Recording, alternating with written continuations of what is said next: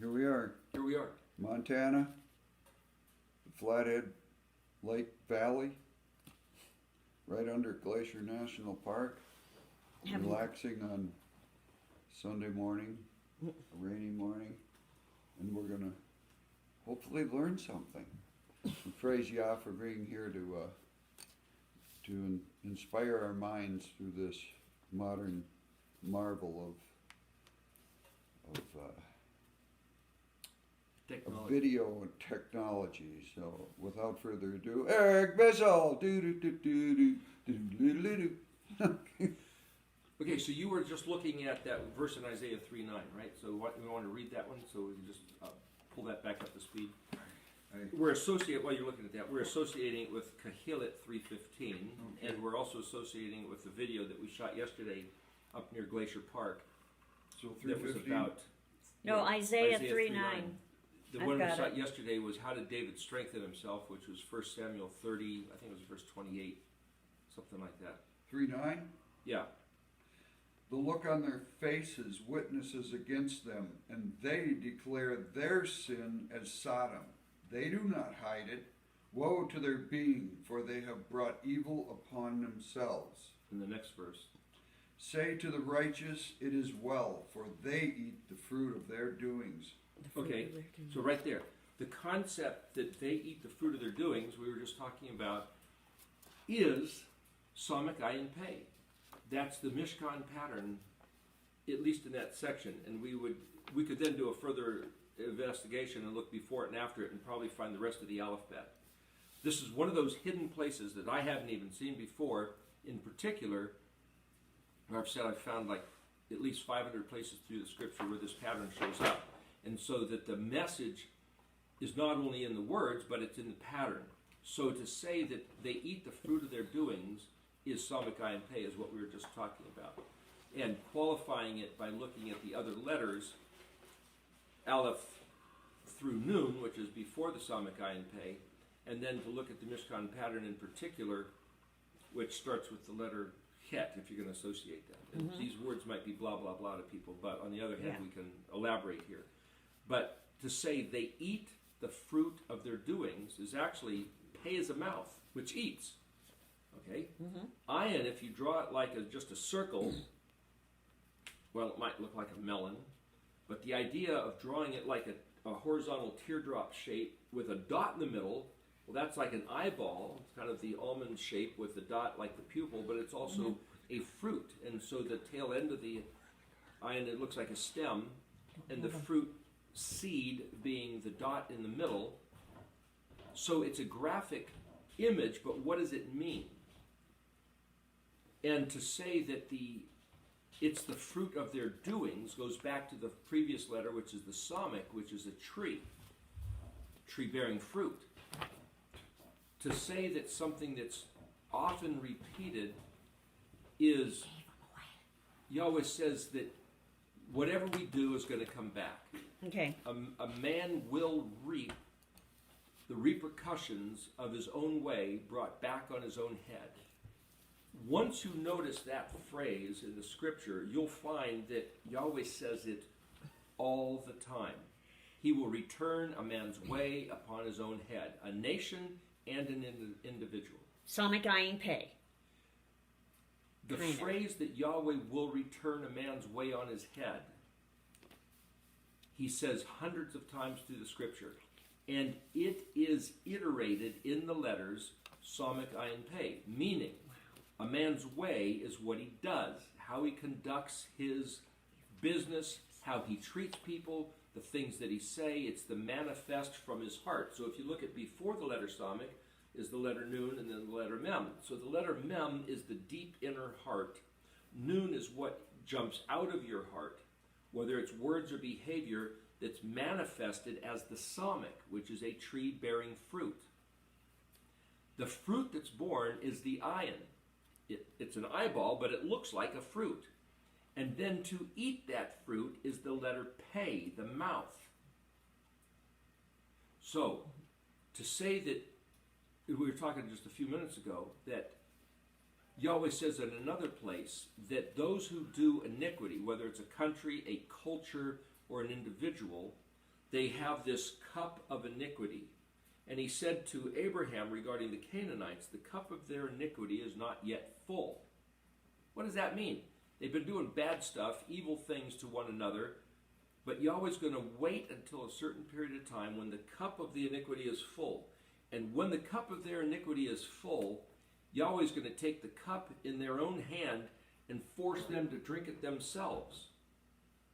The cup of wrath of his indignation is for people to drink their own cup of evil. That's Yahweh's way. That's called mishpat. Mem, shin, pei, tet. Now the word pei, tet means stalemate. Zero advantage, one over the other. Balanced scales. That's mishpat. Pei, tet. 0-0, or if you're playing a game of basketball and you've got 80-80, it's nobody wins, nobody loses. That's balanced scales. So the picture on this chart, here I can hold up the chart for the sake of the camera. Yeah. There you go. This is the pictures of what's written on the cards. This eyeball over the scales of balance with these arms like scales standing on a basic pedestal. Similar to, as I mentioned, Disney's Fantasia, the Wizard's Apprentice cartoon film. Mickey the Mouse was supposed to do a job of sweeping up, and he didn't want to do it, so he tries his hand at sorcery and has the broom multiplied, and then the broom is doing his work for him, and the broom kind of almost looks like that image, but the broom is then put to the task of sweeping up. But then all of a sudden the broom gets out of control, so he tries to chop up the broom in a bunch of little pieces, and the pieces all turn into brooms, and now they're all carrying water, and the place turns into a flood because it's out of control. It's out of control. Well, that concept, it's like the Sorcerer's Apprentice. Hey, that's evil. We shouldn't be messing with sorcery. That's Disney. It's like, no, wait a minute. Think about that teaching for a minute. You're supposed to do a job, and you don't want to do your job, so you try to turn to sorcery, some form of witchcraft, in order to get out of doing your job.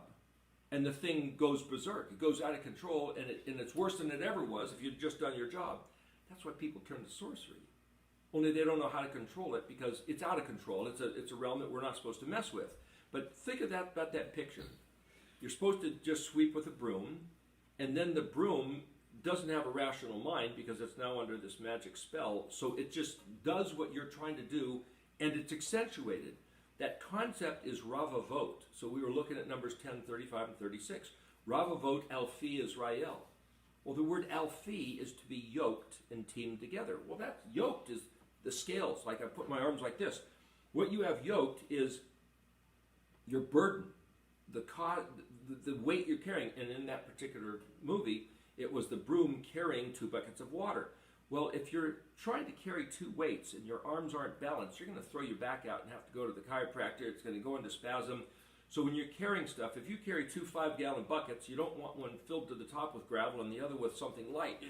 You're going to even the load. Yahweh says, do not plow in the field with an ox and an ass, or with something that's strong and something that's going to buck and pull away and not do it. You say, be evenly yoked in your marriage, in your crew, in whatever. You've got to be balanced. So in other words, Yahweh built into the universe the need for balance. It's an absolute. It's unequivocal. Even the word equivocable. Equi means balanced. Iso, as in isosceles, same side. It's the same word that we're going to find here in Qoheleth 3:15. Wow. So Yahweh built into the universe that everything must be balanced. And if you're carrying, like the broom, carrying these buckets of water, those buckets have to be equal. So when he's telling us, you better behave with equality, because that's what's going to happen. The whole universe is built to sustain an equality. That's what we'll see in Qoheleth 3:15.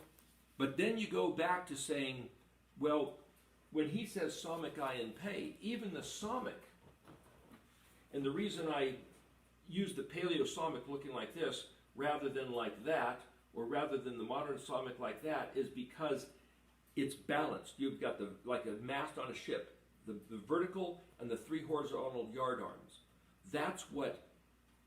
If a ship is lopsided, it's going to capsize. You have to have everything perfectly balanced because that's what he built. The tree, if you have a tree that doesn't get any light on one side, it'll grow to the other side, it's going to tip and it'll eventually go down because it's unbalanced. There's something about perfect balance like a gyroscope. You could say, I could have an image of a gyroscope for the psalmic, it would be just as valid, but we have a picture of the menorah. 3 branches on this side, 3 branches on that side. There's graphic symbolism in everything Yahweh did. But this idea of the eyeball over the scales of balance, because the word ayin literally means weigh carefully, balance exactly, deliberate, look, scrutinize to the minute detail. That's what the word ayin, which is also the word eyeball, that's what it means. And so the fruit that we bear, the job we do is the psalmic. But the psalmic bears fruit, and the fruit we bear is going to be scrutinized. So in Galatians, 5:22, which is the fruits of the Spirit, love, joy, peace, gentleness, kindness, mercy, self-control. All those are the fruit we're supposed to be bearing. But the way we treat one another is that fruit. How we do what we do, with what integrity, is the fruit that's being weighed and measured. So Belteshazzar, right? It was Nebuchadnezzar's grandson who was the king of Babylon. Well, I think, I keep getting those names, Belshazzar and Belteshazzar. Was Belshazzar Daniel's name and Belteshazzar the name of the king? I think so. Okay, anyway, it all means something, but regardless, I'm just trying to identify. So he had the handwriting on the wall, and it said, Mene, mene, tikkalu farsi. And it's like, tickled your what? It's like, no. Mene, mem nun he. Mem nun means to weigh and measure, to count. So mene mene is the same word repeated, and it means you have been very carefully weighed and measured, and that's the letter ayin. But mene is mem nun, so it goes back to the previous piece of this pattern, which is the laver. Well, the laver follows the barbecue grill, which follows the big white fence, which is the beginning of this is the mishkan pattern, but it's set up by those letters and resolved by those letters. But mem nun is right in the middle. And it's like, well, it only means something because of where it is in the context of the whole. The chronological sequence is what gives the mem nun its value. But mem is water, but it's also a womb. It's also the inner self where you harbor attitudes, where you harbor, you might say, response to Qoheleth, which is the Torah, the teaching, the instruction. Lamed literally means teach and learn and repeat. Qof is this open hand, but it's lines, like lines of instruction, like lines on the barbecue grill, like lines in the field. Lamed is actually shaped like a hoe. So you could say, Yeshua told us that the word of Elohim is the seed. He gave the parable of the sower. The seed is the word of Elohim. Yeshua told us that. So that's a given. The word of Elohim. Who's Elohim? Back up. Het, tet, yod.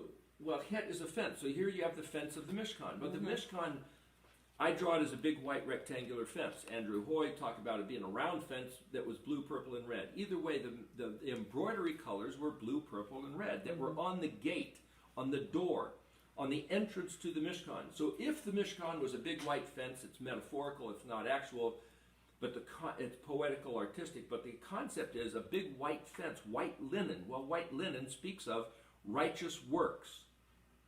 Okay, so if the kingdom of heaven is the righteous works of what's blue, purple, and red with the white linen. Well, I'm backing up just to qualify. So you have the embroidery colors mentioned in Leviticus 20-something times. It's always in the same order, blue, purple, red. It's not, well, sometimes it's red, blue, purple, or purple and white. It's always blue, purple, red. And so we mentioned yesterday, with white linen, we mentioned yesterday, his name, the tetragrammaton. That's Greek. Tetra means 4. Gramma is where we get the word grammar or graphic, which is letters. 4-letter, tetragrammaton. 4-letter sacred name that nobody's supposed to ever articulate. Yod, He, Wah, He. Or Yod, Vav, Wah, whatever. Point is, hey, there's 4 colors and 4 letters. All I did was try to associate the 4 to the 4 and say, what if you could align the colors to the letters? Blue, purple, red, white. Yod, hey, vav, hey. Okay, what's the yod? The yod is the working hand. That's why this is blue stripes. The working hand. Well, what working hand? The great working hand. The creator of the universe. The great yod. The working hand. Blue. Why is the sky blue? Because it speaks of his authority as being the maker of this place. So why do you wear blue thread in your zitziot? To remind you that he made this place, he made up the rules, and he told you what works and what doesn't work, how to get the blessing out of the curse, how to get the curse. And if you do what he says and remember what he says, you'll get the blessing. That's why there's a blue thread in the zitziot. Sapphire blue pave work of like tiled stones, brickwork in front of his throne that Moshe and the 70 elders saw on Mount Sinai. Sapphire isn't necessarily blue, but we think of sapphire as blue. Why blue? Because blue lines up with the yod of the creator. It's just an association. Mm-hmm. Hay. Well, here I have hay orange, but if I look blue, purple, red, white, well, this isn't white, but it lines up with Samik Ayin Pei in this white triangle in this other graphic that I did, which is actually down here. The point is, well, hay is orange. Like Ezekiel saw a wheel within a wheel in the heavens, there's patterns within the patterns. And it might get confusing, but I don't think it's confusing at all. But if you isolate, if you compartmentalize the wheel within the wheel within the wheel within the wheel, it's perfectly clear. Perfectly clear. It's much clearer to me than it's ever been because of learning his instructions and thinking about it, that the stuff I used to think the wheel was nonsensical to me now, because there's this detail. It even speaks of time, of calendar. It speaks of gearbox of like Swiss clockworks. You know, you have gears within, pulley wheel, tooth gear wheels within other wheels within it. This turning, it's like the whole thing is like this big clockwork. It's really amazing what But it's set it takes all of it. It all works. So you've got the cycle of day and night within the cycle of the 7-day week, within the cycle of the month, within the cycle of the year, within the cycle of the Shemitah, within the cycle of the Yovel, within the cycle of the 26,000 year progression of the equinoxes. And it's like and they can work seamlessly together without being in the same timing. Right, but they're all fit. But they all fit. This is the excitement of Yahuwah. And it's kind of all built into this because that's the same way that the letters work. There's cycles within cycles. There's things that affect it. It's like once you see it, it's like, oh, well, he's got it all perfectly orchestrated, and it works. It works. And we're just trying to discover what it is, which is what the word science means. I know one guy that, hey, Joe, there's one guy that hates the word science. It's like, he even hates philosophy. He calls it philosophy. And it's like, philo is the word for love, and Sophia is the Greek word for wisdom, so it's the love of wisdom. And that's not so bad, isn't it? Didn't he always say that we're supposed to seek wisdom with all our heart, and with our wisdom get understanding? So it's not that fools seek wisdom, but fools can, if they betray what wisdom teaches, they become fools. And the proverb, and you'll know it right away, the proverb about that wisdom is for the sovereign, or this is for this, and the sovereign, and it points to us. If we're studying his Torah, we're sovereign. The interesting thing about the word sovereign in Hebrew, it's the word melech, which is mem, lamed, kaf. It's like these 3 letters written backwards is the word melech. But mem is to personify, or to put in a solid state form, you might say, similar to the letter bet. But lamed kaf is the word lakah. There's a parashah, which is, people who don't know, parashah is a slicing up. It's not chapters. Chapters are a type of parashah. But the Torah, the 5 books of the Torah, are divided up into a certain number of sections, which if you read each section each week, you'll get through it in 1 year. So it's like there'd be 52 sections. So the parashah is a section to be read every year in the same time. But there's one parashah called Lech Lekah, which is literally spelled Lamed Kaf, and it means, it's translated, go, get out. That's the reading in Genesis where Abraham was told, leave your homeland and the place of your ancestors, of your father's house, get out to a place that I will show you. And so Abraham was known as the first Hebrew, even though a guy named Eber was, I think it was his grandfather. It's like, again, blending of words. There's a story in the words. If you decipher the meaning of the words, there's a story within the story. But lek lekah means go, get out of here. But lamed is a prefix letter. Kaf can be a suffix letter. So where's the word? If there's a prefix and a suffix, where you combine them, lamed means a toward or a teaching or it's a shepherd's staff of control saying, get going. And kaf, the suffix means you or yours. So it's basically you get going or you get out of here. Lek lekah. Or you could say lamed as a prefix means by, meaning so there's a psalm. There's a number of psalms that said this was by David, meaning he's the guy that wrote it. But it also means for. Like if you send a card, you write a card and send it to your wife, that lamed means this is for her or this is to her. So if you say lamed Dawid, the letter lamed, dalet, vav, dalet, you really can't tell other than the vowels that were placed in later whether it's by David or for David. So there's one particular song where it says, psalm, where it's translated that David wrote, the Lord said to my Lord, sit here at my right side until I put the enemies under your feet. The Lord said to my Lord. Well, David wrote that. No. There's another translation in Tanakh, I believe it says that one of David's men, or maybe it was one of his women, whatever, somebody wrote it about David. As if saying, Yahweh said to David, my Lord. It's like, well, which is it? We don't know. These guys say, we know darn well that that's what it meant.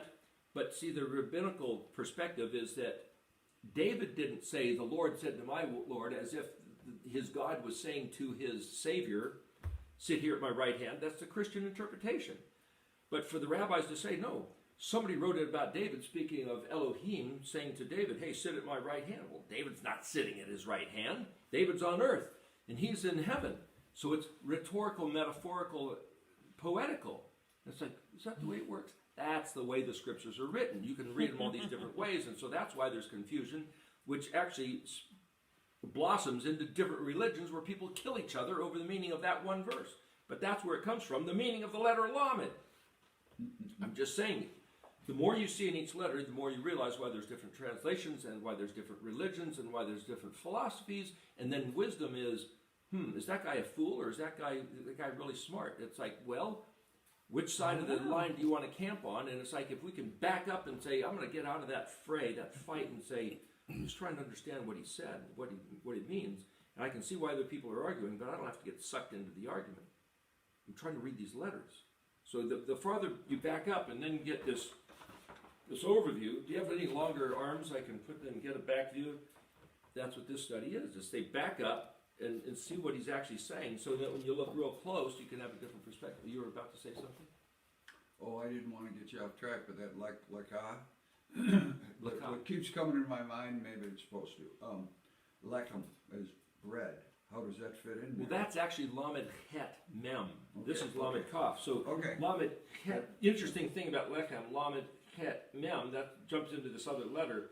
Het mem is the word for warmth, but it's also the word for battle, or to draw close and to engage. So if we draw close together in one household, or two people in one bed, you might say there's a warmth to be had. But also when you engage in battle, like two teams, the guys from Pittsburgh are going to play against the guys in Detroit and come together in football, basketball, hockey, whatever. So the word lechem is the same word for battle. And so when Joshua and Caleb said, you know, the 12 spies went in, the 10 spies came back with a bad report. These guys are going to destroy us. They're so big, they're so tough, their weapons are so sharp, and oh God, we don't have a prayer, we don't have a chance. And when Joshua and Caleb said, these guys will be our food, these guys will be bread for us, they said this, it was a play on words, idiomatic metaphor. The battle against these Philistines, against these Canaanites, is our bread. We will eat these guys. So the same word battle is the same, or war is the same word bread. So they were, again, when they were saying there'll be bread for us, they're playing off the understanding of the language. So the Israelites that just came out of Egypt had a sense, a control of the Hebrew language at that time to even say something like that. And it's like, well, it only means, is it the same word, or did there no spelling? Did Moshe just invent the writing of the Hebrew letters, or did they already exist? Or it gets, see, just that one sentence brings in all these other issues, which is another part of the study, which is interesting. But anyway, just not to throw it off track, the point is, we're getting back here and saying, what you harbor in your heart is mem.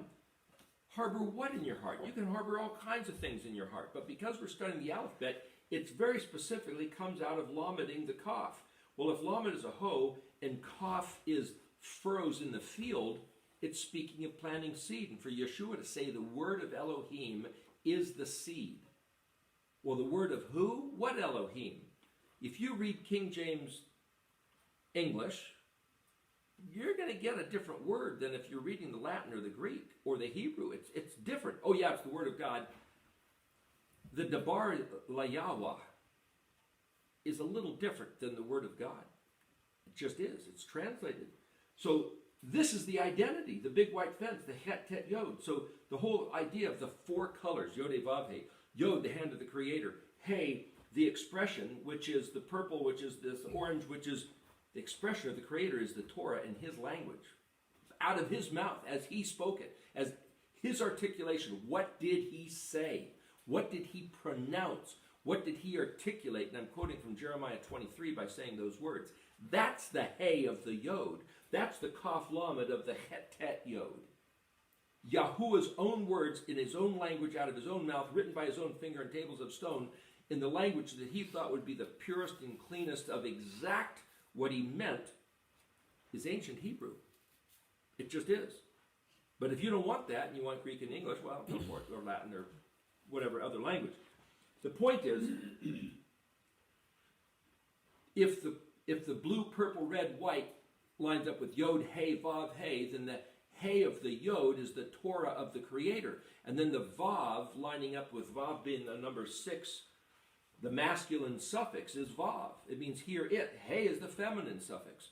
Yod, He, Vav, He ends in a He, so that's the feminine suffix. But Yod, He, Vav, He is the Shem Zakar. The word Zakar means masculine. So why is it called Yahuwah, which is feminine, instead of Yahu, which would be masculine? How can Yahuwah be the feminine suffix of the masculine name? Because the word Zakar means masculine. He's got all these little things going on.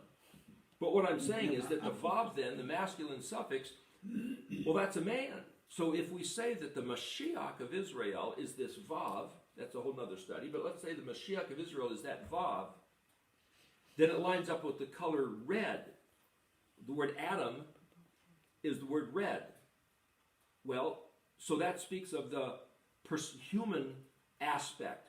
So if the Elohim we reference is Yod, He, Vav, He, you've got that He's the Creator. Okay, there's the Yod.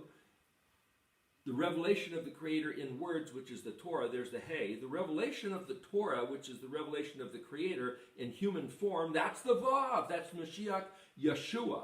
And when He left, He says, I'm going to send you the Ruach to lead you in the truth and remind you of everything I said. That's the second He. Now lining up with the white linen. Blue, purple, red with white linen. White linen is the righteous works of the saints. The righteous works of the saints. The righteous works, righteousness is doing what the Torah said. That's why the second He is the same as the first He. The first He was the Torah. The second He is the human, the Vav, doing what the Torah said exactly. So He equals He, hence the balance. He on one side, He on the other side, the Vav in the middle. The picture of the Menorah. The Shemesh, the center candle with 3 on this side, 3 on that side. 3 arms of the menorah, it looks like the 3 arms of the letter He tipped on their side. So what I'm saying is that the menorah is a picture of the Shemesh, which means S-U-N, sun, like the sun in the sky. But it's also called Shemesh because Shemesh really means a nimble servant.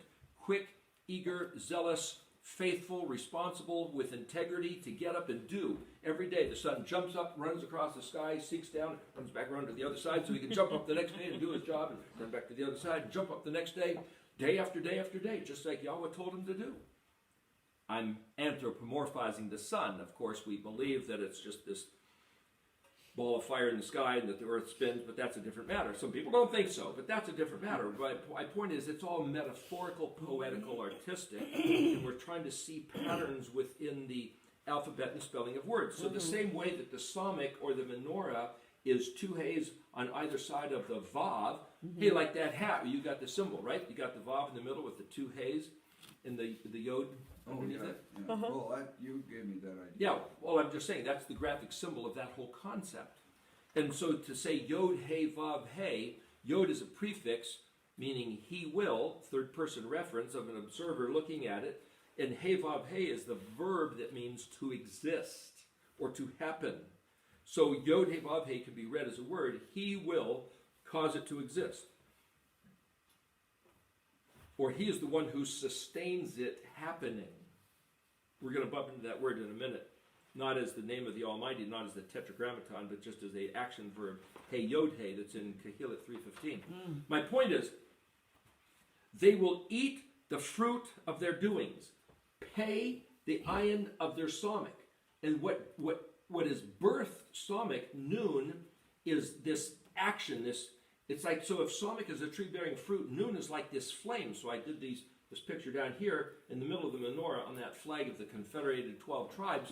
On the tip of every one of those little branches of the menorah is 3 noons, but 4 in the middle, because he said there would be 3 bowls. And the idea is, well, the menorah had 1 reflector for each of the 7 branches, so it looks like 7 lights. But I've seen some lanterns where somebody invented having 2 wicks inside the lantern, which is much brighter, and if one goes out, the other one's still going. So you figure, well, what if the menorah had 3 cups on each of its branch with 3 wicks? If you had to trim a wick, you wouldn't be putting the other 2 out, and so you're never losing one of the lights. And that would mean if there's 3 on each of the 6 branches plus 4 in the middle, that's a total of 22. 22 wicks, 22 lights with 7 reflectors. That's 22 divided by 7. And it's like, gosh, that's the mishkan, that's the alphabet divided by the mishkan pattern. That's another part of the within the wheel code. But what I'm saying is that this idea that the noon is the flame, mem is water. Well, wouldn't that put out the water? It's like, they're pictures, they're metaphors. So mem is what we have inside of us. Noon is that flame we have kindled, lit. The word lava, L-A-V-A in English, is molten rock. It comes out of a volcano from the heart of the earth. But the word's pronounced lava in Hebrew, lamed bet, is the word heart. And lamed bet hey, lava, is to be inflamed or impassioned, invigorated, like, I'm all about this. That's where we get the word love. It's all related. It's the same thing. So the molten rock inside the volcano is the same word for that love we have in our heart regarding whether it's a human that we have a love interest for, or animals, or literature, or sports, or Elohim, whatever we have that stirred, inflamed passion for is the lava. It's really all about him, no matter what it is. He made good or bad, he made a picture of you to come back to him, or follow him, or know him, no matter what it is. I don't care if it's a light bulb or a blade of grass. There's there. Pictures and stories in the spelling of the words, and you take the English and you blend it with the Hebrew, and then you've got the Ladino, the Spanish blended with the Hebrew, and then you've got the Yiddish, which is German blended with the Hebrew, and all this stuff. And it's like the more you look, it's all over the place. Even the word samurai, Japanese, it's the same word for shamri or shomer, which is the first commandment given to Adam: watch, keep, and guard the garden. So to be a samurai was the original commandment, even before he named the animals. Interesting stuff. So what I'm saying here is that the Yod He Vav He is the sommicking of the noon, the flame of your mem, based on your response of the Torah instructions, lamading the kaf, because you chose to enter the fence of Ket Tet Yod, whereas outside the fence is the darkness, the place of the weapon, the place of death, where Yeshua was crucified to allow us to come in. So to choose life, Moshe said, I put before you life and death. And I urge you, I suggest you choose life. To choose life is to enter, or to look towards the Ket Tet Yod. Turn to Yahweh, the 4 colors on the Mishkan fence. And when you choose Yahweh, it's just a choice. You're not doing anything yet other than choosing. But choosing Yahweh is to turn your back to the darkness, the weapon, the place of death outside. So the red heifer sacrifice was provided for those in contact with the dead, the pirates, the piratzim, those who break people and have no sense of value or humanity or virtue or any reason to live, So their symbol is the skull and crossbones of death. Those who are wrapped up and absorbed or in contact with the dead, who have been taken over by the dead, sold their soul to the adversary of the Lord of death, the Lord of the flies, the Baals, the Bub, the devil, the Satan guy, those who have given themselves over to that. And he said, ha ha ha, you're mine forever and you can never... Well, that's not true. You can turn. You can turn because Yeshua was put to death. And there's even pictures of ancient times of the skull and crossbones under Yeshua's crucifix. And it's like, oh yeah, they're the bones of Adam. Well, they make up lies about their symbolism. But he even prevails to allow those who have sold their soul to Satan to come to the kingdom of heaven like the thief on the cross, if they choose life instead of death. The choice. Yahweh said, I think it's in Isaiah, but he said, the man who does wickedness and is destined for death because his ways are death, if he stops doing wickedness and starts doing righteousness, none of his wickedness will be remembered. Yahweh will not recall your wickedness if you stop your wickedness and turn to righteousness. But he said also, the very next verse, the man who does righteousness, if he starts doing wickedness, none of his righteousness is going to be remembered. And remember, he said there's these books that are going to be opened on Judgment Day, and one of the book is the book of deeds, where our righteousness will be recalled, or our wickedness will be recalled. So if you were brought up in the church, good Catholic boy, or a Protestant, work real hard, and all of a sudden you become antified against, to tear down and destroy. Now, some of those people may be thinking they're doing a good thing by destroying the beast, by demolishing the system that's been so reprehensible and so reproachful. There might be more to this philosophically than what meets the eye. And I'm not trying to condemn anybody, but what I'm saying is that to destroy evil is a good thing, even if it looks like Babylon got destroyed. Was that a good thing? Well, Babylon was Nineveh. Nineveh was just this powerhouse that put everybody else under this yoke of slavery. And so in the days of Jonah, when Nineveh, I think it was 40 years later or something, 70 years later, it actually was destroyed. It was like, everybody was set free. Woohoo! Get rid of those bad guys. And so what I'm saying is the destruction of a culture or a country is not necessarily a bad thing if that country and culture has been enslaving and destroying the lives of millions. And you hear that, Congress? There's more to this than meets the eye, but I'm saying, like we said in the video the other day, these people that are destroying Seattle right now, you better be careful, because everything you do, and not only Seattle, but there's other places, Atlanta and Detroit, but LA, Frisco, but what I'm saying is that what we do is a tree bearing fruit, and that fruit we bear, we will eat, and that's what you read in Isaiah 3, 9, and 10. Yeah. Yahweh's mishpat, his balancing of scales, and even this eyebrow above the eye is there for a reason. That word eyebrow happens to be in Qoheleth 3:15, and we're going to look at that. The point is, every little thing means something. Every little symbol, every little letter of the alphabet is Yahweh's mishpat. And in Psalms it says that the mishpat is the foundation of Yahweh's throne. What does that mean? Thy kingdom come, thy will be done on earth as it is in heaven. Oh, our Father, please bring your kingdom. When his kingdom shows up, mishpat shows up. A man's way is returned on his head. The cup of iniquity you made other people drink, you will drink to its dregs, and you will drink, and you will reel, and you will stumble, and you will fall. That's what, I'm quoting scripture, that's what Yahweh said. That's what he said about kingdoms, that's what he said about cultures, that's what he said about individuals. Wow. That is the kingdom of heaven, that a man's way will be returned on his own head. When the kingdom of heaven shows up, oh yes, everything's going to be la-di-da, and the lion will lie down with the lamb and it's actually the wolf. But the point is, it's like we have these pictures of what the kingdom of heaven is going to be, but it says numerous times through Scripture, when the kingdom of heaven shows up, a man's way is returned on his head. Bam, right out of the gate, that's what happens. So for people to call, Yahweh, send your mishpat, please. It's your own way that's going to be returned on your own head. That's for certain.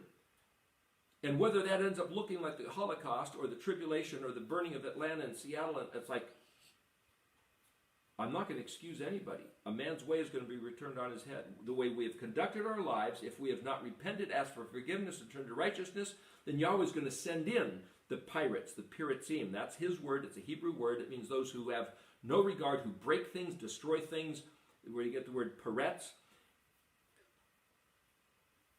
he's going to find the worst people to send him in. If he's sending in Antifa, Black Lives Matter, Soros Gates, whoever he's sending in, or if he's sending in the Green Berets and the Navy SEALs, or if he's sending in the KGB or the CIA or the Stasi, or whoever Yahweh sends in to accomplish his deed, the only hope we have, the only prayer we have, is we better have been doing and have turned to righteousness before it's too late, like the thief on the cross, or else they're here to take us and give us our own ways upon our own head. And if you think there is no law, then you're going to get what you've been given around with no law, because that's the balancing of scales. That's mishpat. And our only salvation or redemption or deliverance is to immediately start doing righteousness. It's like, quick, how do you do something righteous? I don't know what to do. How do I do something righteous? He told us what righteousness is, and it's in this pattern. First turn to him, then read his Torah and do what he said. And the primary example of righteousness is be kind to the downtrodden and help the widows and the orphans. And if you kick somebody's doors in, Mr. Antifa, if you kick somebody's doors in and rape and pillage and plunder and steal and threaten and extort, you're not being kind to the widow and orphan and to the aged. You're not showing respect. And you're going to get, not only temporally in this life, but unto eternity, you're going to get your own ways coming back on your own head, because that's mishpat of Yahweh. Mishpat. Mishpat, Mem Shin Pei Tet. So, for David to strengthen himself, as we were talking yesterday, he's in the darkness.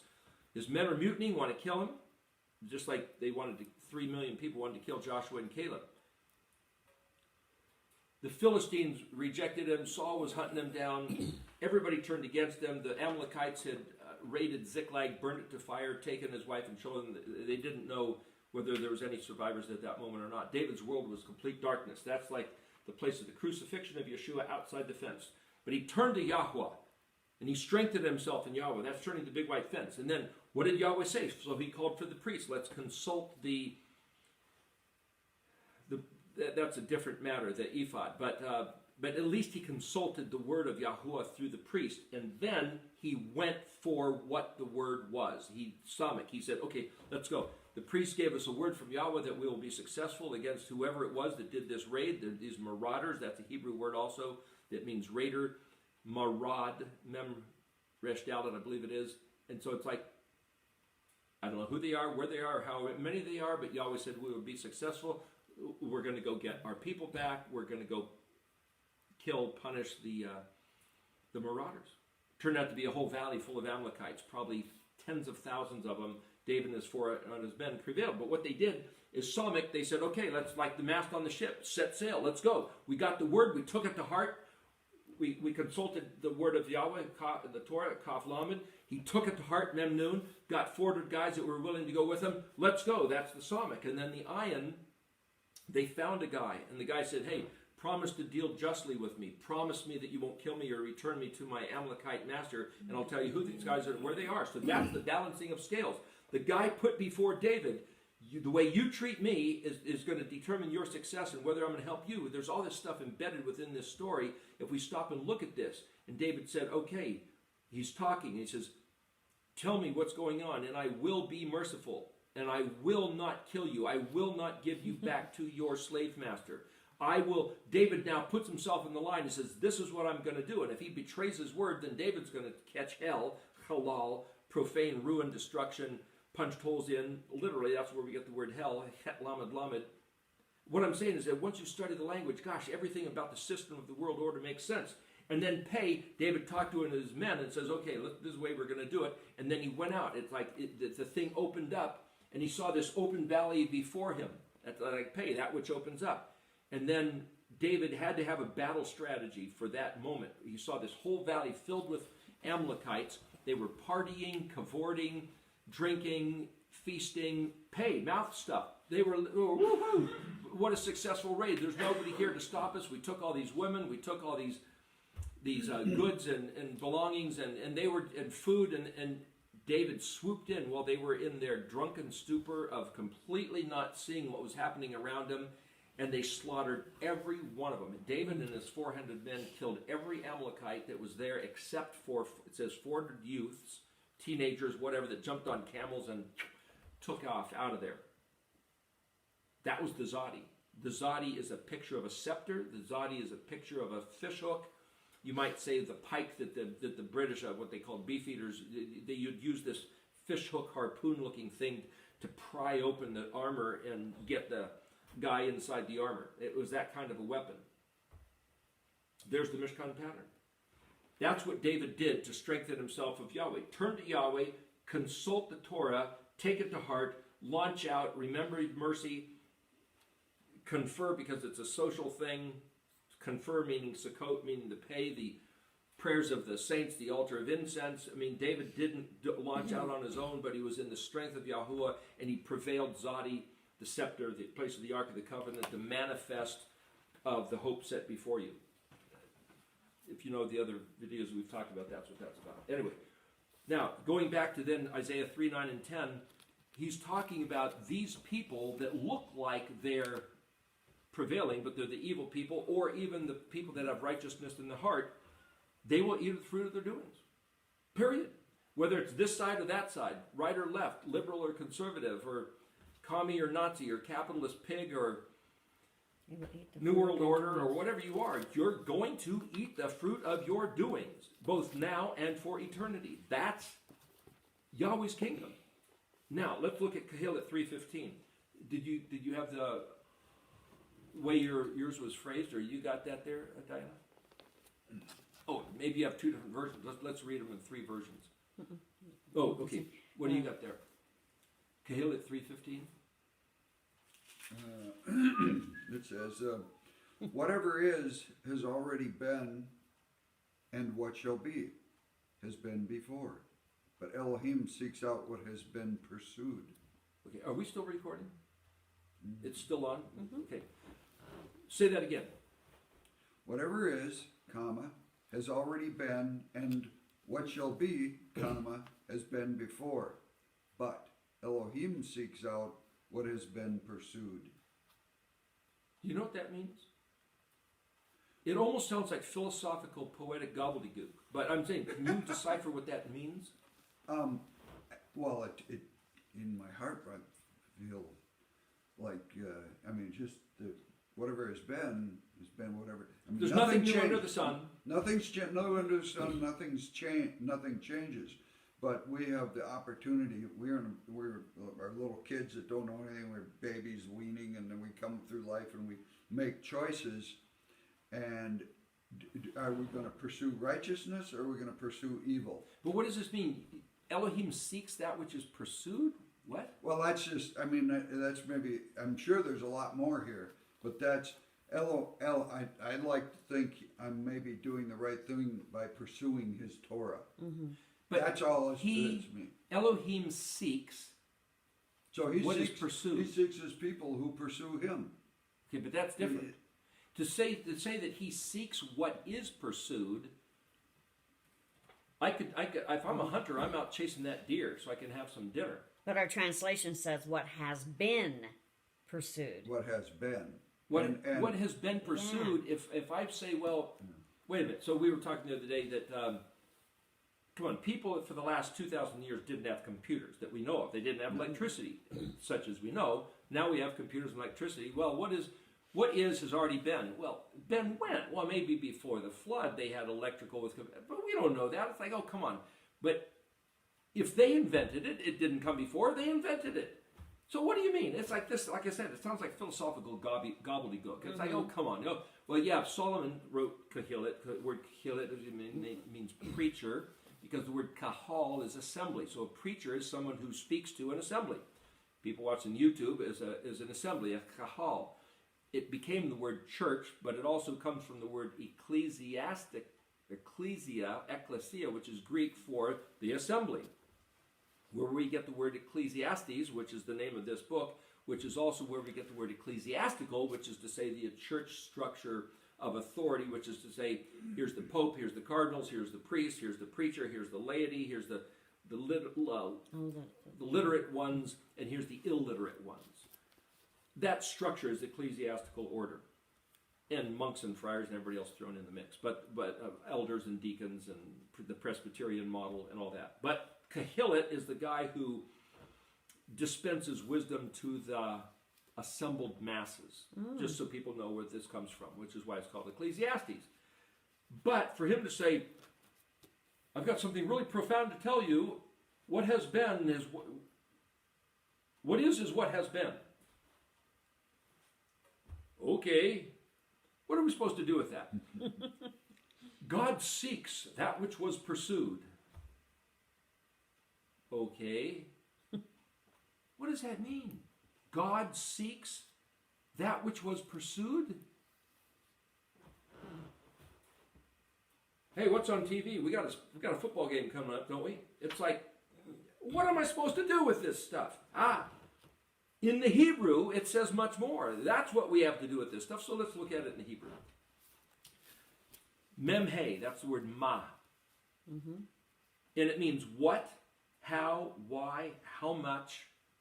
It's a description or a seeking of something's essence. How tall is that? How big is that? How much does it weigh? Hey, if we're going back to the letter ion, scales of balance, it means weigh carefully, balance exactly, deliberate. That is the science, the doing of the word ma. The word science has to do with knowing or comprehending or determining what we see was created. We're assessing the vav, the hay of the yod. A vav is a nail, it's a man. The vav is drawn as a bridge, right? Like a wishbone. It's two sides, one becoming two. It's this concept of taking this and making it equal that. So even in the design of the orthography, the letter shape of the vav is to make sense and combine things and to have a one concept of what you see hayed concerning the yod. So science is literally making sense, making one of the different things, the disparate. That's the two arms of the vav is also shaped like the goblet with the stem. So what I'm saying, you take these different things that you perceive, that's the hay, so that must mean that was what the hand of the yod of Yahuwah, our Elohim, created. To make sense of all that is to bring it down and to say, oh, that's now I can quantify and I can qualify. Those two jobs, quantification, qualification, is ma. What is it? How much? The essence of something? To determine what it is. Well, the next word is shin he yod he. Well, he yod he is the verb, just like he vav he, to exist. And the Almighty existing one, the Almighty called himself El Shaddai. The existing one is Ehyeh, Aleph He Yod He. Well, this is Shin He Yod He. Yod He Vav He, different, it's either a Yod or a Vav separated by the two He's, is Shem Zakar. So what I'm saying is like, it's a study of Hebrew. Look at it. If you don't want to study Hebrew, go watch cartoons. The point about this is that, or Westerns, some Westerns are pretty good. You can watch those. I love those. Yeah. Shin He Yod He. Shin is a prefix letter that can mean in the condition of, letter bet is a very similar prefix letter in that sense, or that which belongs to, and He Yod He is to exist. But if you look in the Red Dictionary, the word Shin He Yod He means fermata. That's not something, that's not a way to make eggs. Fermata is a musical term. It's the eyebrow. Frittata is the thing what you do with eggs. Fermata is the eyebrow, like above the eye here in the picture of the letter ion. And as a musical note, I was always taught it was the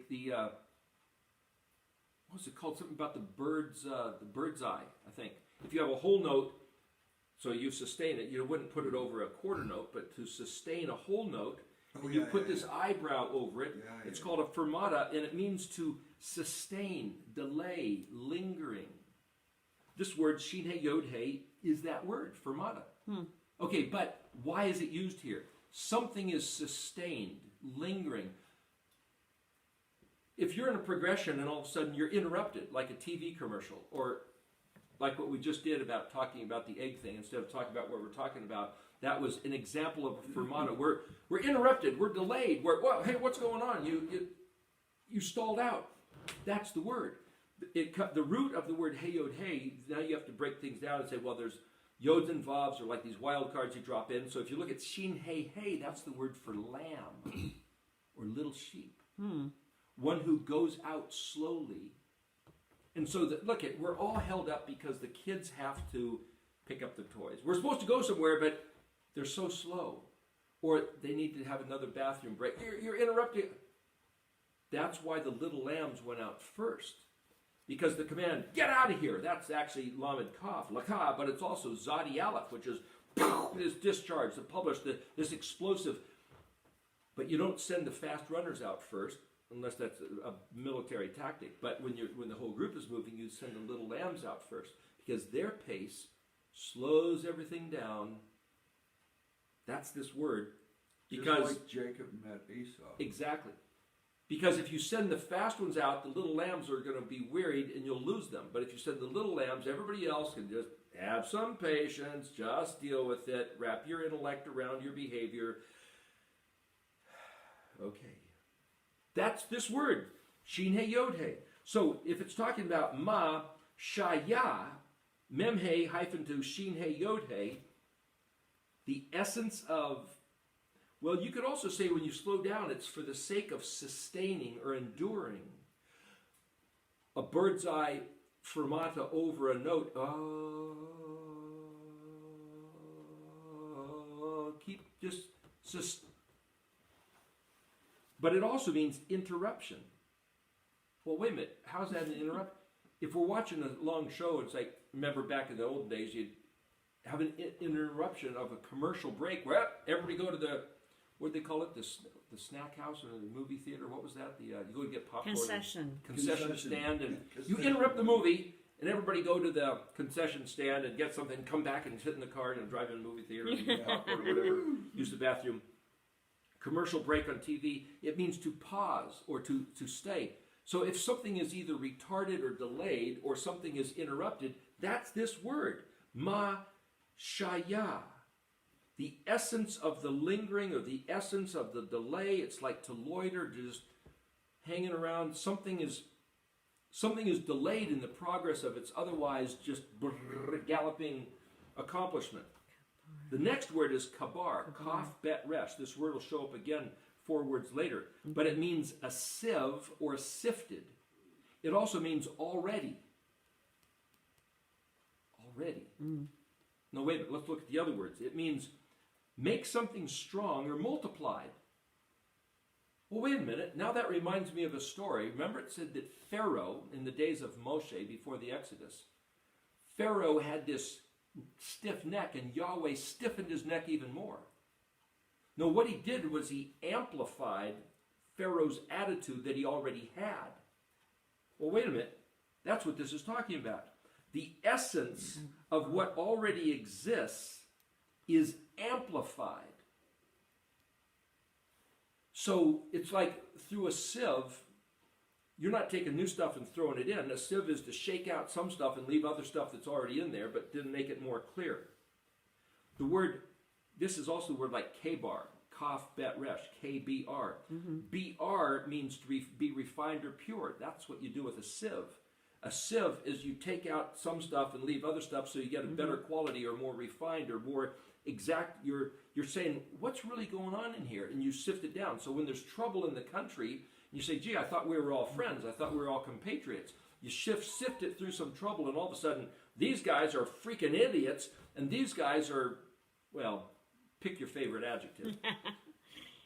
Which side is which? You know, the black squares, the white squares on the chessboard, like the other video that we were doing, and say, listen, we have a different game. We're talking about a whole different game. It's not the chessboard of who's the white and the black, or who's the, the beige and the brown, or who's the red and the green, and the blue and the, oh, gosh, wait a minute. Yahweh's game is, like I said, this game of rocks, because Mitzrayim means rocks, and Yahweh's are Zar, where we get Zadi Rest, where we get his Salah. There's all these different words for rock. But what I'm saying is that our game is to learn his Torah, take it to heart, and do what he said. That's our game. This other game, where the essence of sustaining... okay, you do something by accident. It's like, oh, no, I'm guilty, I did something.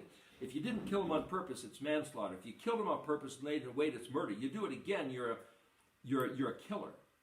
What you keep doing, what you sustain, that's what this is talking about. Pharaoh had a thought, he had counselors. The word king, melech, means also one who takes counsel. Lakah, go this way. Yahweh gave counsel. And so you do this by accident. Does that mean that's who you are? No, you did it by accident. Oops, I did something right. Gee, how'd that happen? Or oops, I did something wrong. I don't know what got over me. I was not myself. I was insane for a moment.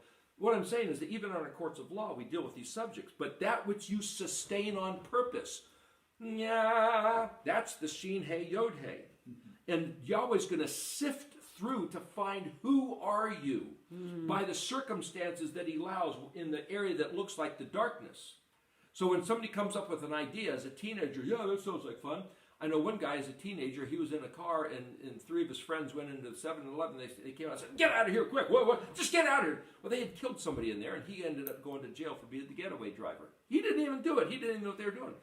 Better pick your friends. The point is, what I'm saying is what you sustain in your heart, Yahweh is going to sift through the circumstances of your life. The next word, He Vav Aleph, that means the same or he or it. So that thing which is sifted through. Then the next word, Vav Aleph Shin Resh. The word Ashar means straight, valid, authorized, or confirmed. So Yahweh is going to sift through by the circumstances in your life to find out who you really are and validate and confirm that. And then the Lamed He Yod Vav Tav, La Hayot, means unto or to be in existence, or that is that thing that causes to be in existence. And here's this word kabar, already sifted, sieved, make strong, multiplied, and then this word He Yod He, to exist, happen, become, or cause to bring about. Wait a minute, if you stop that, is it going to